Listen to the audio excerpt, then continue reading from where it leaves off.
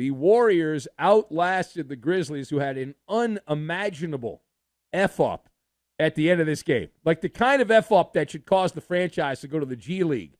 That kind of F-up. But the Warriors win it, and so they have earned the 7 seed. Make sure to fill out your bracket accordingly. Golden State, the 7 seed in the West. That means they will go to Houston to hang out in the den of iniquity. And they will, iniquity there, they will hang out where the a-holes have the trash cans and all that, the baseball team. So that's where they're headed. Desmond Bane, who sounds like a superhero villain, had 30 points. And Ja Morant, we almost had our first injury in the Benny bracket challenge that we're doing. I don't know what we're calling it.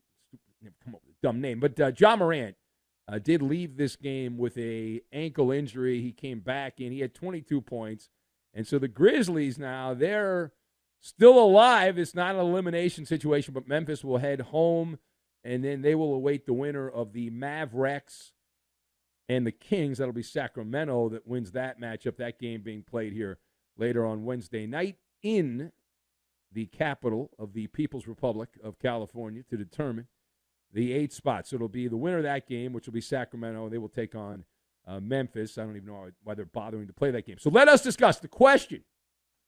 Let's focus in first on the team that won, and we know they're in the playoffs. How should Steph Curry and friends, how should all of them be feeling about the Warriors after a rather up-and-down play-in win over Memphis? So I've got thingamajig, a Christmas story, and double whammy.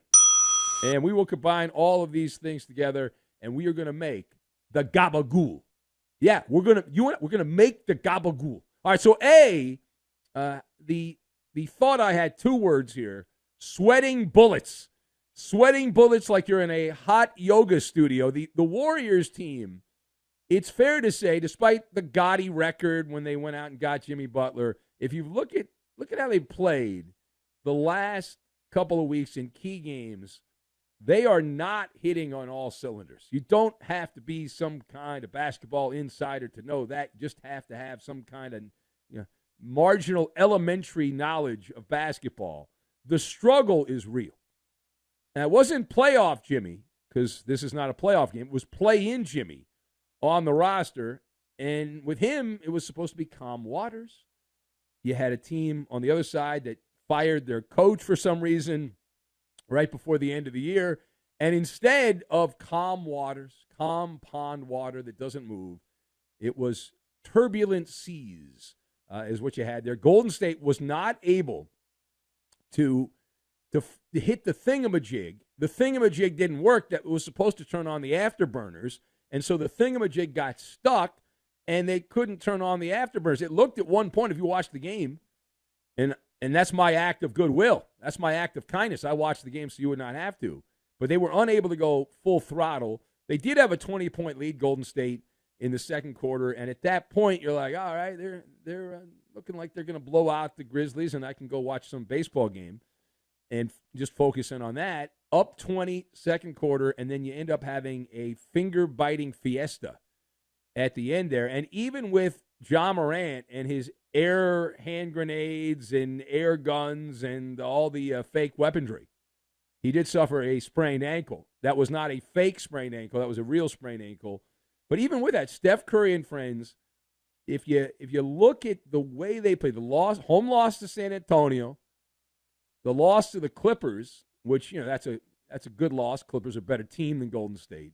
But going to the Rockets, now the Warriors have that veteran pedigree as they take on the Rockets. It also looks the way they're going here that they need a shaman and a couple of witches on the team playing down there to take on Houston. Good luck. Steph Curry, is he washed up? No, not washed. I had a big game here. But is he gassed? I think that's the word I was looking for, gassed. And there were some quotes, if you listen between the words of Steve Kerr and some of the others, it indicated the Warriors are tired. They can't handle the schedule. All right, my God. All right, now let's get to the Komodo dragon in the room. Can you explain in one word, Can you explain in one word the Memphis Grizzlies, plausibly an NBA team, down 3 points, fourth quarter, win and you're in the playoffs, lose, you got to play another game. Win and you're in the playoffs, lose, you got to play another game. Down 3, 5.4 seconds left on the clock, ball out of bounds. Ball out of bounds. How on God's green earth do you commit a 5-second violation in that situation?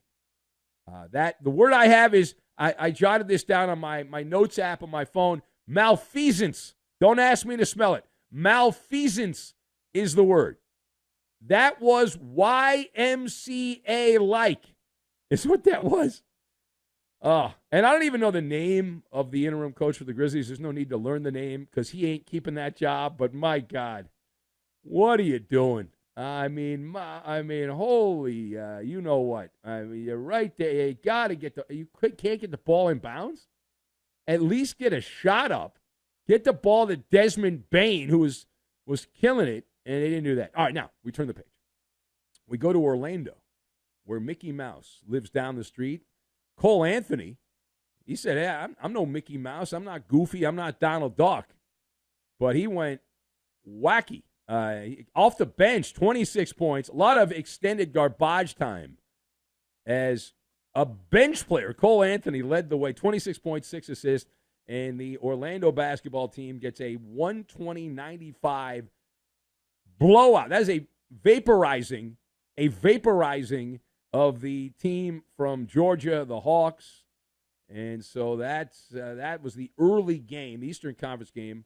Paulo Banchero, 17 points, 9 rebounds, 7 assists for the Floridians as they have locked their ticket in. They have earned the Eastern Conference 7 seed, a 500 record, 41 up, 41 down, and the Magic are the 7 seed. That means they have a date in the Commonwealth, the Magic and Celtics. That'll kick off on Sunday, and Orlando split 4 games against Boston during the regular season, but you can't judge anything off that because the players don't try in the regular season. Most of them do not show up to work.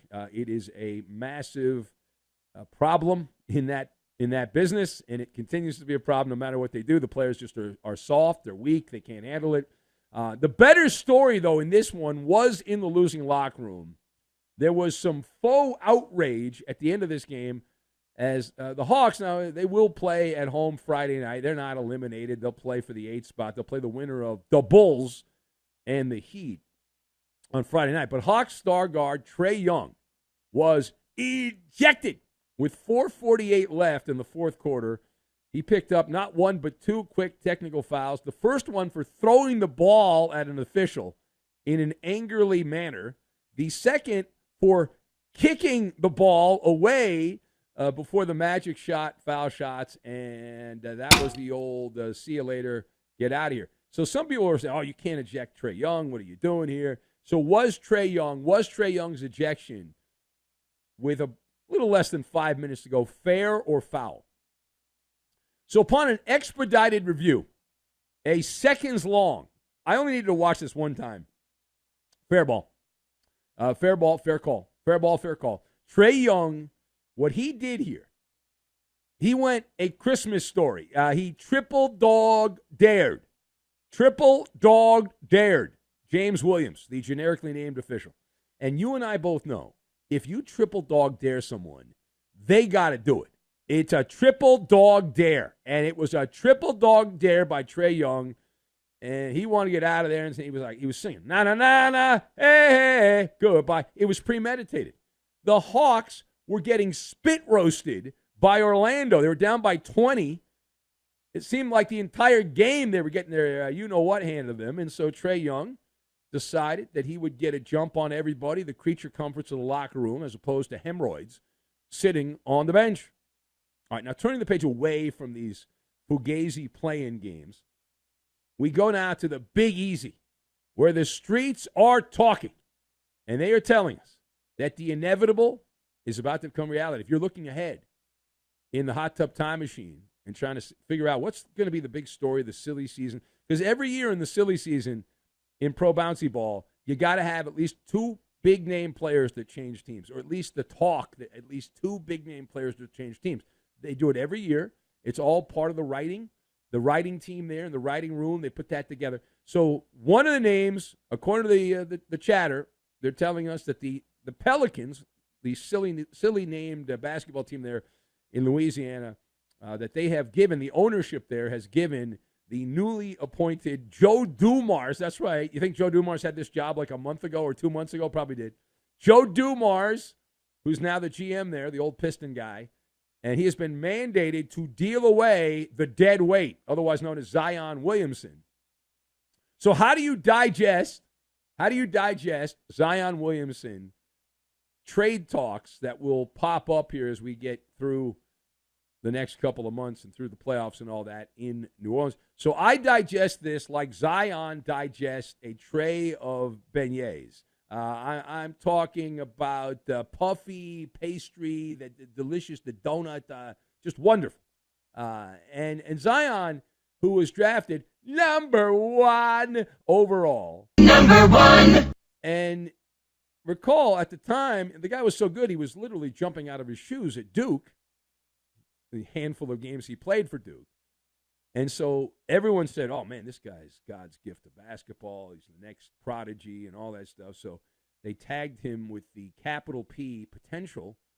And, again, a prospect is a suspect until proven otherwise. And Zion, because of that, he wrote checks that were massive. And even though he has a just jumbo size, just absolute jumbo size badonkadonk, could not cash those checks. And he's got the double whammy, Zion. He's overweight and injury prone. Overweight and injury prone. And injury prone, that's a dime a dozen in the NBA. But you toss in the overweight, oh boy. So who do you see making a run at Zion on the trade market? Now, looking in to our MALLER crystal ball, which is never wrong. The MALLER crystal ball, never wrong. We see Miami, Chicago, Brooklyn, and as a wild card, the crystal ball, which is never wrong, the Charlotte Hornets. Go back close to home. He's from South Carolina. That's the closest team there in North Carolina, the Hornets. Go down there below the Mason-Dixon line. Miami, if they can get some of that water, that the fountain of youth from Ponce de Leon, if they can do that, you go to Miami. Nothing good happens in basketball in Brooklyn, and the Bulls have to suck for like 100 years because they had Michael Jordan for all those years. But Zion, either way, he's a diminished asset. The bloom is off the rose at this particular point, but there's enough people in that business. There's enough people that will say, well, he's young enough, and he just hasn't been coached up the right way, and we'll just get him a big bottle of Ozempic, and he'll be lean and mean, and we'll keep him away from the OnlyFans models, and watch out there to the moon, to the moon, to the moon, to the moon, to the moon, to the moon, to the moon.